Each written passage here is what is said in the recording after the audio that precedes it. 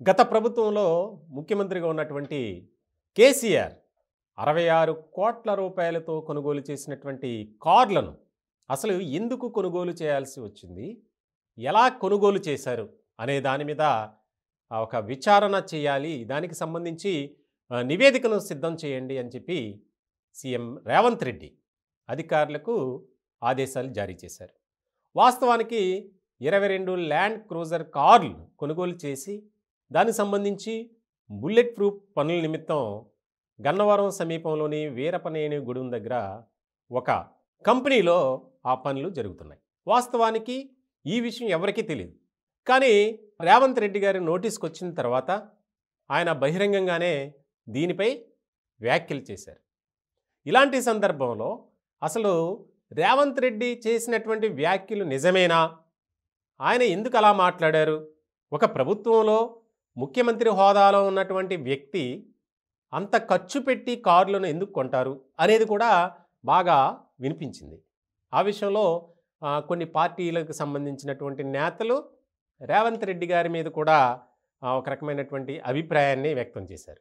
ఇలాంటి క్రమంలో రేవంత్ రెడ్డి గారు చేసినటువంటి కామెంట్స్ ఏదైతే ఉన్నాయో అవి వాస్తవం. ఎందుకనంటే మూడోసారి మళ్ళీ ముఖ్యమంత్రిగా కేసీఆర్ గెలుస్తారు. దానికి సంబంధించి వెంటనే అంటే ఫలితాలు రాగానే ఆయన ముఖ్యమంత్రిగా బాధ్యతలు స్వీకరించిన తర్వాత ఈ 22 కార్లను రంగంలోకి దింపాలి. ఆ కార్లలోనే కాన్వాయ్గా వాడుకోవాలి. ఇది వారి కాన్సెప్ట్. అయితే ప్రభుత్వంలో ఉన్నటువంటి పెద్దలకు మాత్రం ఈ కార్ల కొనుగోలు వ్యవహారంలో ఎలాంటి సమాచారం లేదు. వాస్తవానికి ప్రభుత్వం తరపున ఏదైనా కొనుగోలు చేయాలంటే జిఏడి నుంచి అప్రూవల్ రావాలి. దానికి సంబంధించి పరిపాలనా పరంగా ఒక రకమైనటువంటి కసరత్తు జరుగుద్ది. దానికి జీవో కూడా విడుదల చేస్తారు. అంటే ఇంత డబ్బుతో ఇంత ఖర్చు చేయండి, ఇవి కొనుగోలు చేయండి అనేది ఒక సాధారణంగా జరిగేటువంటి ప్రొసీజర్. కానీ అదేమీ లేకుండా ఎలా కొనుగోలు చేశారు? అలా అని చెప్పి కేసీఆర్ సొంత డబ్బా కానే కాదు, వాడింది ప్రభుత్వానికి సంబంధించినటువంటి డబ్బునే. మరి ఎందుకు అంత రహస్యంగా ఉంచారు అనే దాని మీద ఇప్పుడు ఫోకస్ పెట్టారు సీఎం రేవంత్ రెడ్డి గారు. దీనిపై ఒక కమిటీని కూడా ఏర్పాటు చేశారు.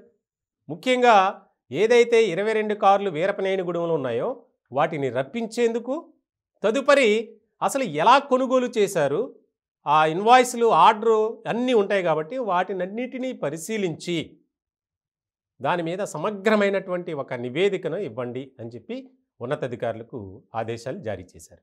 ఇలాంటి క్రమంలో సీఎస్గా ఉన్నటువంటి శాంతకుమారి ఆవిడకు కూడా ఈ వ్యవహారం తెలియదని చెప్పడం, మరి ఏం చేశారు, ఎవరు దీనికి కీలక పాత్ర పోషించారు, అధికారంలో ఉన్నటువంటి నాయకులతో పాటు అంటే మంత్రులుగా ఉన్నటువంటి ఎవరు వ్యవహరించారు, అలాగే ఈ సెక్రటరియట్లో ఉన్నటువంటి అధికారులు, ఉన్నతాధికారులు ఎవరు వారికి సపోర్ట్ చేశారు. నిధులు రిలీజ్ అవ్వాలంటే దానికి సంబంధించి చాలా ప్రాసెస్ ఉంటుంది. ఆయా సెక్షన్స్ నుంచి వెళ్తూ ఉండాలి. కానీ అలా ఏం కాకుండా డైరెక్ట్గా ఎలా చేశారు? ప్రభుత్వంలో ఉన్నటువంటి వారికి కొంతమందికి తెలియదు, అలాగే సెక్రటరియట్లో ఉన్నటువంటి ఉన్నతాధికారులకు కూడా తెలియదు. దానికి సంబంధించినటువంటి విభాగాలు కొన్ని ఉన్నాయి, వారికి కూడా ఎలాంటి సమాచారం లేదు. కానీ కీలకంగా ఎవరు వ్యవహరించారు, ఎందుకు అలా చేయాల్సి వచ్చింది? ప్రభుత్వం తరపున కొనుగోలు చేయొచ్చు, దానికి అందరికీ తెలిస్తే ఏమైంది?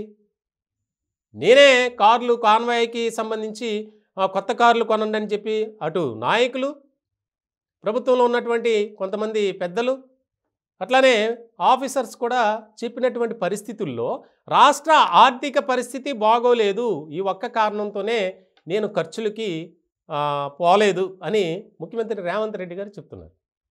ఇలాంటి క్రమంలో రాష్ట్ర ఆర్థిక పరిస్థితి అంతంత మాత్రంగా ఉన్నప్పుడు అంత డబ్బు పెట్టి అన్ని కార్లను కొనుగోలు చేసి మళ్ళీ దానికి బుల్లెట్ ప్రూఫ్ చేయించడానికి ఈ డబ్బంతా ఎక్కడి నుంచి వచ్చింది? ప్రభుత్వం డబ్బే, కానీ ఎందుకు అలా రహస్యంగా చేశారు అనే దాని మీద ఇప్పుడు భిన్నాభిప్రాయాలు వ్యక్తమవుతున్నాయి.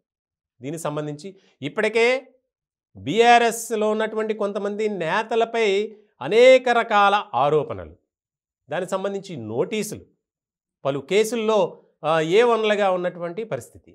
ఇలాంటి సందర్భంలో తాజాగా ఈ వ్యవహారం రాజకీయంగా మరింత దుమారం రేపిందనే చెప్పాలి. అసలు దీనికి సంబంధించినటువంటి వ్యవహారంలో ఎవరు కీలక పాత్ర పోషించారు? అధికారుల పాత్ర కావచ్చు, ఇటు మంత్రులుగా ఉన్నటువంటి ఎవరైనా కావచ్చు. అవన్నీ నాకు ఒక నివేదిక కావాలి అని ఆ బాధ్యతను ఉన్నతాధికారులకు అప్పగించారు సీఎం రేవంత్ రెడ్డి.